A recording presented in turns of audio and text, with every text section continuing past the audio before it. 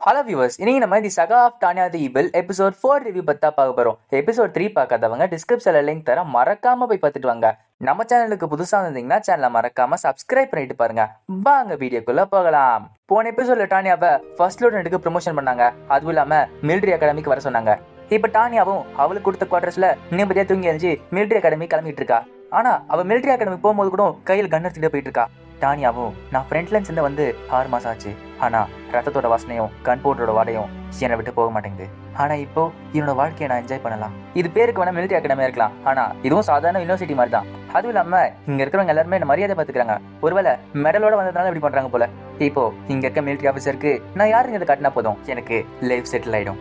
எல்லாமே என்னோட பிளான் படி தான் போயிட்டு இருக்கு. இப்ப டானியாவும் அந்த அகாடமில படிக்க ஆரம்பிக்கிறா. டீச்சர் கேட்க கேள்விக்கலாம் டக்கு டக்குன்னு பதில் சொல்லிட்டு இருக்கா. இப்ப கிளாஸ்ல முடிஞ்ச அப்புறம் அந்த டீச்சர் டானியா வந்து கேட்கிறாரு, எப்ப பார்த்தாலும் உன்னோட ரைஃபிள் வச்சு சுத்திக்கிட்டு இருக்கே, உனக்கு என்ன அவ்வளவு பிடிக்குமா? டானியாவும் இந்த எக்யூப்மெண்ட் என்னோட தேவையை எப்பவுமே நிறைவேற்றும். அப்பப்போ சரியில்லாம போனாலும் ஒரு சோல்ஜரா என்னோட வேலையை இதுதான் சேவிக்குது.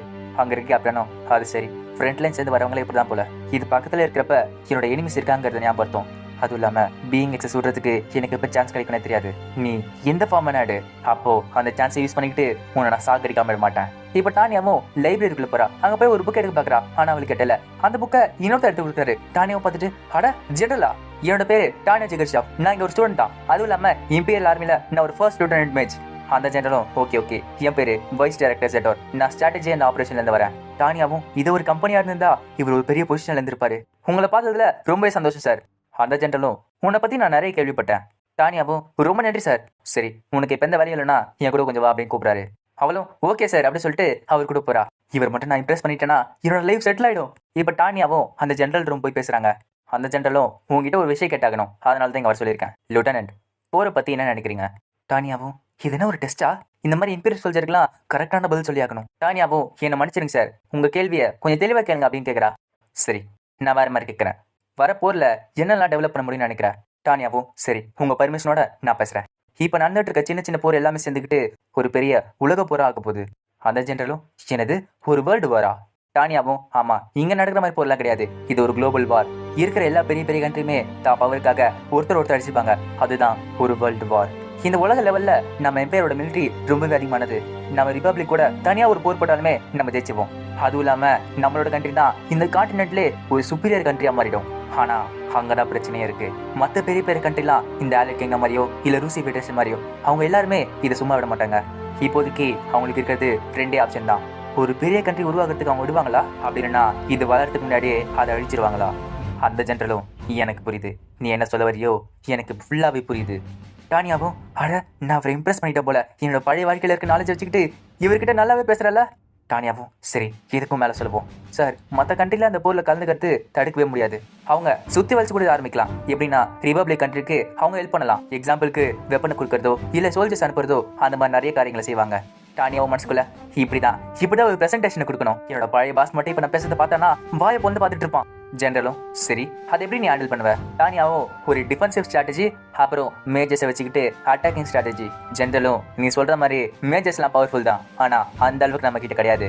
டானியாவும் நான் ஒத்துக்கிறேன் சார், ஆனா ஃபயர் பவர்ஸ் வந்துட்டா மேஜர்ஸ் தான் கிங். எனிமிஸ் அழிக்கிறதுக்கு அவங்க தான் கரெக்டா இருப்பாங்க. டானியாவும் மனசுக்குள்ள அட நான் சொல்லிட்டேன், என்னோட ஸ்பீச் ரொம்பவே நல்லா இருந்துச்சு. அந்த ஜெனரலும் சரி, இந்த பிளான் உருவாக்குறதுக்கு எவ்வளவு மேஜர்ஸ் உனக்கு தேவைப்படும்? டானியாவும் எனக்கு தெரிஞ்சு ஒரு பெட்டாலியன், நிறைய கம்பெனிஸ் இருக்க ஒரு பெட்டாலியன் போதும் அப்படின்றா. அந்த ஜெனரலும் சரி, நான் இதை யோசிக்கிறேன். இந்த பிளான் எல்லாம் ஒரு லெட்டர் எழுதி எடுத்துட்டு வா. டானி இப்போ சொன்னதெல்லாம் ஒரு லெட்டர்ல எழுதி ஒரு ஃபார்மல் பர்பஸ் எல்லாம் தரா. அதை அந்த லிeutenant படிக்கிறாரு. என்னது வேர்ல்டு வாரா? எல்லா மேஜர் கண்ட்ரியும் போருக்கு போறதா? இது சாத்தியமே இல்ல. இதுல எவ்வளவு உயிர்கள் நாசமா போகும். இப்படியே போயிட்டு இருந்துச்சுன்னா நம்மளோட கண்ட்ரியுமே நாசமா போயிடும். இந்த பிளான் கேட்டா பைத்தியக்காரத்தனமா இருக்கு, ஆனா இது நம்மளால செய்ய முடியும். இதுக்காக இந்த மாதிரி ஒரு ஃபீலிங் வருது எனக்கு. இந்த லெட்டர்ல இருக்கிறத பார்த்தா அவ சொல்ற மாதிரி இருக்கு. இப்ப டானியாவும் நிம்மதியா ஒரு காஃபி ஷாப்ல காஃபி குடிச்சிட்டு இருக்கா. என்னோட ஸ்கூல் கிரேட்லாம் நல்லா போயிட்டு இருக்கு. என்னோட கிராஜுவேஷன் அப்புறம் எந்த ஒரு பிரச்சனையும் இல்லாம என்னோட வாழ்க்கை செட்டில் ஆக போகுது. இப்போ அந்த காஃபி ஷாப்புக்கு அந்த டீச்சர் அதாச்சு அந்த கேப்டன் ஊகுறவராரு. அவளும் அட கேப்டன், என்ன இந்த சைடு வந்திருக்கீங்க? அந்த கேப்டன் பார்த்துட்டு என்னது ஒரு ரைஃபிளோ ஒரு நியூஸ் பேப்பருமா? நீ எப்பவுமே அந்த ரைஃபிள் கூட வச்சுதான் சுத்தோ போலயே. டானியாவும் என்னாச்சு கேப்டன் ஒரு மாதிரி இருக்கீங்க? அந்த கேப்டனும் ஃபர்ஸ்ட் லூட்டனன்ட் ஜிகர்ஷாப், உங்ககிட்ட ஒன்று கேட்டாகணும். எதுக்காக இந்த மிலிட்டரிக்கு நீங்களே வாலண்டியரா வந்தீங்க? ஏன்னா உங்ககிட்ட நிறையவே டேலண்ட் இருக்கு, இதை வச்சுக்கிட்டு நீங்க என்ன வேணும் ஆயிருக்கலாம், ஆனா இதுக்காக மிலிட்டரிக்கு வந்திருக்கீங்க. டானியாவும் ஏன்னா எங்க அப்பா ஒரு சோல்ஜரா இருந்தாரா? டானியாவும் ஆமா, இப்ப இல்ல, அதுவும் இல்லாம என்னோட அம்மா என்னை விட்டு போயிட்டாங்க. அதனால நான் ஒரு அனாதையா மாறினேன். நான் செய்யறதுக்கு எதுவுமே கிடையாது. அதனால தான் நான் மிலிட்டரிக்கு ஜாயின் பண்ணேன். கேப்டனும் இதை நான் சொல்லக்கூடாதுன்னு நினைச்சிட்டு இருந்தேன். ஆனா நீ ஒரு சின்ன குழந்தை தான், இந்த மிலிட்டரி விட்டு போயிடு. டானியாவும் என்னாச்சு கேப்டன், எனக்கு திறமை இல்லைன்னு சொல்ல வரீங்களா? அந்த கேப்டனும் இல்ல, நான் அப்படி சொல்ல வரல. இப்ப எனக்கு ஒரு குழந்தை இருக்கு, அதனால தான் நான் சொல்றேன், ஒரு பொன் குழந்தை. இதுக்கு டானியாக்கு சந்தோஷமா இருக்கு, கங்க்ராச்சுலேஷன்ஸ். அந்த கேப்டனும் உன்னை ஒவ்வொரு வாட்டி பார்க்கும்போதோ எனக்குள்ள ஒரு கேள்வி வந்துகிட்டே இருக்கு. என்னோட சொந்த பொண்ணா இருந்தா நான் அவளை இந்த மாதிரி போருக்கு அமைச்சிருப்பேன். நானு சின்ன சின்ன பசங்களை போருக்கு அனுப்புறது ரொம்பவே மோசமான விஷயம். டானியாவும் கேப்டன் நீங்க நிஜமாலே ஒரு நல்லவர் தான், அதனால தான் சொல்றேன், நீங்க பின்னாடியே இருங்க, இந்த போர்ல நீங்க கலந்துக்காதீங்க.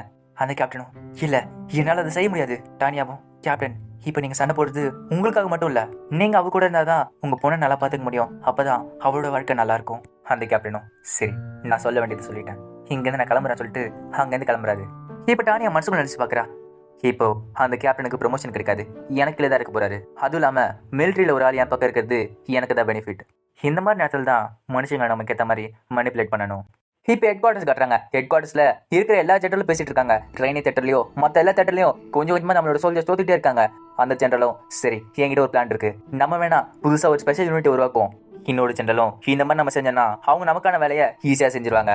எது கொஞ்ச நாளுக்கு முன்னாடி ஒரு பிளான் சப்மிட் பண்ணீங்களே அதுவா? அந்த ஜென்ரலும் ஆமா, ஒரு சிங்கிள் ஸ்குவாட் தானே உருவாக்கப்புறம், அதுல எந்த பிரச்சனையும் இருக்காது. சரி, இதுக்கு யார் தலைமை தாங்குவா? அந்த ஜென்ரலும் எனக்கு ஒருத்தர் தெரியும், அவளுக்கு நிறையவே எக்ஸ்பீரியன்ஸ் இருக்கு. அதுவும் இல்லாம உங்க கையில இருக்க ரிப்போர்ட் அவ செஞ்சது தான். இப்போ இந்த இன்ஃபர்மேஷன் அந்த லிeutenant வருது. என்னது, அவளை லைட்டா போட்டிருக்காங்களா? நான் கொடுத்த ரிப்போர்ட் படிச்சாங்களா இல்லையா? அவங்களும் படிச்சாங்க சார். ஆனா மிலிட்டரி அகாடமில படிக்கும் போது அவ மாறிட்டேன்றாங்க. ஒருத்தரோட குணம் அவ்வளவு சீக்கிரத்துல மாறாது. இப்போ அவருக்கு அந்த ரிப்போர்ட் ஞாபகம் வருது. உடனே அதை எடுத்து பாக்குறாரு. இதனாலதான் என்ன படிக்க சொன்னாங்களா? அப்போ இது எழுதினது அவதானா? இப்போ டானியாக்கு ப்ரமோஷன் கொடுத்துட்டாங்க. அவளுக்கு கூப்பிட்டு விருந்து வச்சிட்டு இருக்காங்க. அட, இந்த வயசுல இந்த லெவலுக்கு வந்துட்டு அப்படின்றாங்க. டானியாவும் அதான் சார், எல்லாமே உங்களால அப்படின்றா. இப்போ டானியா கிட்ட நீ கிராஜுவேஷன் அனுப்புறோம், எந்த போஸ்ட் போனோம் நீயே சூஸ் பண்ண அப்படின்றா. டானியாவும் பார்த்துட்டு இது எம்பையருக்குள்ள இருக்க சேஃபர் ரீஜன், இந்த இடத்துக்கு போனா நான் நிம்மதியா இருக்கலாம் அப்படின்றா. அங்க இருக்க ஜென்ரலோ உன்னோட எக்ஸ்பீரியன்ஸுக்கு நீ எந்த இடம் வேணா சூஸ் பண்ணலாம், நாங்க எதுவும் தடுக்க மாட்டோம். அதே டைம் இன்னொரு ரிப்போர்ட் அங்க தராங்க. இது கொடுத்துட்டு ஸ்ட்ராட்டஜிக் ஹெச்கியூல இன்னொரு இடம் உனக்கு இருக்கு.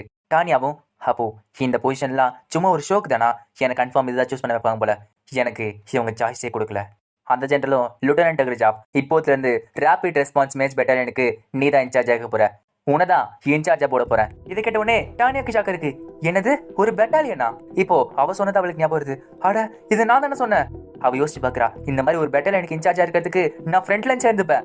டானியாவும் இது ஓகே சார், ஆனா நான் ஒரு ஃபர்ஸ்ட் லிeutenant தானே, ஒரு முழு பெட்டாலியன் கமெண்ட் பண்றதுக்கு எனக்கு ஒன்றும் தகுதி இல்லையே. நீ இங்க இருந்து கிராஜுவேட் அப்புறம் உனக்கு கேப்டன் ஆக்கும். அதுவும் இல்லாம நீ அந்த பெட்டாலியன் உருவாக்கின அப்புறம் உன்னை மேஜரா ப்ரமோஷன் பண்ணுவோம். எல்லாமே நான் ரெடி பண்ணிட்டேன். டானியாவும் இது ரொம்பவே ஒரு நல்ல ஆஃபர் தான் சார். டானியா மனசுக்குள்ள நினைச்சு பாக்குறா, ஏன் ஏன் எனக்கு மட்டும் இப்படி நடக்குது? இது ஆர்கனைஸ் பண்றதுக்கு எனக்கு எவ்வளவு நேரம் கொடுத்துருக்கீங்க? உன்னால எவ்வளவு சீக்கிரமா முடிக்க முடியுமோ அவ்வளவு சீக்கிரமா அதை முடிச்சிரு. டானியாவோ அங்கிருந்து கிளம்புறா. அவ போன பிரச்சனைலும் குழந்தை ஏன்னா இப்ப போருக்கு அனுப்புறோம்ல, டானியாவும் அங்கிருந்து போறப்ப இந்த செலக்ஷன் ப்ராசஸ்ல என்னால எவ்வளவு டைம் வேஸ்ட் பண்ண முடியுமோ அந்த அளவுக்கு டைம் வேஸ்ட் பண்ண போறேன். இப்போ அவளுக்கு நிறைய ஆஃபர் லெட்டர் வந்திருக்கு. அவளுக்கு ஷாக்கா இருக்கு. என்னது, போனவர் தானே வேலைக்கு ஆள் வேணும்னு சொல்லிட்டு போஸ்டர் போட்டேன், அதுக்குள்ள இவ்வளவு வந்திருக்கா? நான் கொடுத்த போஸ்டர்லயுமே இது ஒரு மோசமான வேலைன்னு போட்டிருக்கு, ஆனாலும் நிறைய பேர் வந்திருக்காங்களே. ஆனா இது ஒரு நல்ல விஷயம் தான். இந்த அப்ளிகேஷன்லாம் செக் பண்றதுக்கு எனக்கு ரொம்ப நேரம் ஆயிடும். இந்த ஒரு காரணம் போதுமே, இதை வச்சுக்கிட்டு நான் நிறைய நேரம் வேஸ்ட் பண்ண போறேன். இப்போ அந்த ரூமுக்கு யாரும் வராங்க. டானியாக்கு வந்தவங்களை பார்த்தோன்னே செம்ம ஷாக்கு. ஆமா, நீங்க என்ன பண்ணிட்டு இருக்க? பார்த்தா ரைனே தேட்டர்ல அவ கூட இருந்தவ. அவளும் கேப்டன் டுக்ரிஜாப், உங்களை பார்த்தே ரொம்ப நாள் ஆச்சுல. இத்தோட இந்த எபிசோட் முடியுது. இந்த வீடியோ உங்களுக்கு பிடிச்சிருந்துச்சுன்னா மறக்காம லைக் பண்ணுங்க, ஷேர் பண்ணுங்க, கமெண்ட் பண்ணுங்க. நம்ம சேனலுக்கு புதுசா இருந்தீங்கன்னா சேனலை மறக்காம சப்ஸ்கிரைப் பண்ணிட்டு பாருங்க. நான் உங்களை அடுத்த வீடியோல சந்திக்கிறேன். until then bye bye.